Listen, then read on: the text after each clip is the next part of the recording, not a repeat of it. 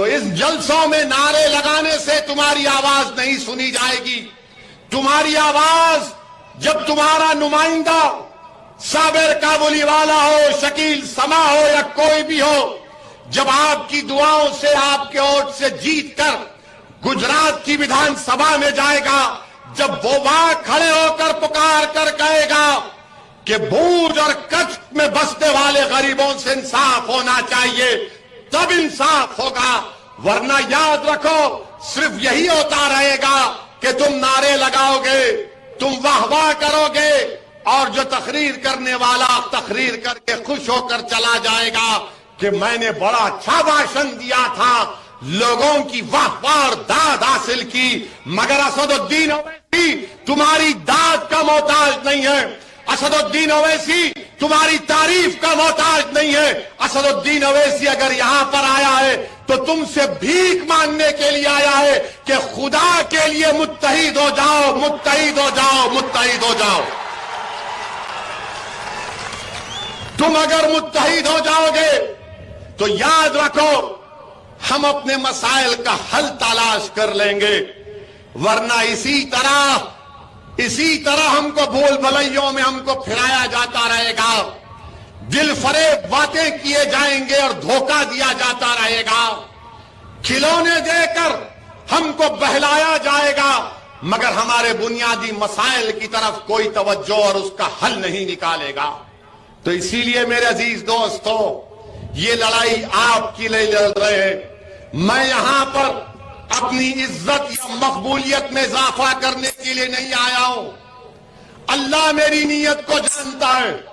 میں یہاں پر اس لیے آیا ہوں کہ آپ کی سرزمین پر جس طرح ہمارے بزرگوں نے دیش کی آزادی میں اپنا حصہ ادا کیا، میں چاہتا ہوں کہ تم انہی کے نقش قدم پر چل کر تم بھارت کے نیتا بنو، نہ صرف گجرات کے.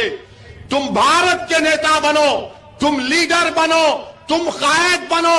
میں تمہارے پیچھے چلنے کے لیے تیار ہوں، مگر تم کھڑے ہو جاؤ اور اپنے مقدر کے فیصلے خود کرو. تم ہم آپ کو نیتا بنانے آئے ہیں، ہم آپ کو لیڈر بنانے آئے ہیں. میری ایک ہی خواہش ہے، اللہ نے مجھے بہت دیا. میں کبھی بھی یہ نہیں سوچا تھا کہ اللہ مجھے یہاں تک پہنچائے گا، کچھ کی سرزمین تک پہنچائے گا. اللہ میں آج سے 35 سال پہلے جب لندن میں لا کی ڈگری حاصل کرنے گیا تھا تو میں کبھی اپنے خواب میں بھی نہیں سوچا تھا کہ میں آپ کے درمیان میں کھڑے ہو کر یہ تمام باتیں کروں گا. میری ایک ہی خواہش ہے کہ نہیں معلوم میری زندگی کا چراغ کب گل ہو جائے. سب کو جانا ہے. میں موت سے نہیں ڈرتا اس بات سے ہوں کہ جب پوچھا جائے گا بتاؤ اسد الدین تم کو تمام نعمتوں اور انعامات سے نوازا گیا، تم نے اس کو کیسے استعمال کیا؟ میں اس سے ڈرتا ہوں. میں ڈرتا ہوں کہ جب رب کریم کے سامنے میرے حساب کتاب ہوں گے، میں ڈرتا ہوں کہ جب قبر میں مجھ سے 3 سوالات کیے جائیں گے. میرے عزیز دوستو، میں جو کچھ کر رہا ہوں اللہ کو راضی کرنے کے لیے کر رہا ہوں. میں جو کچھ کر رہا ہوں تاکہ میرا خاتمہ ایمان پہ ہو، اس لیے کر رہا ہوں. میں جو کچھ کر رہا ہوں قوم اور غریب اور مظلوم عوام کے فائدے کے لیے کر رہا ہوں.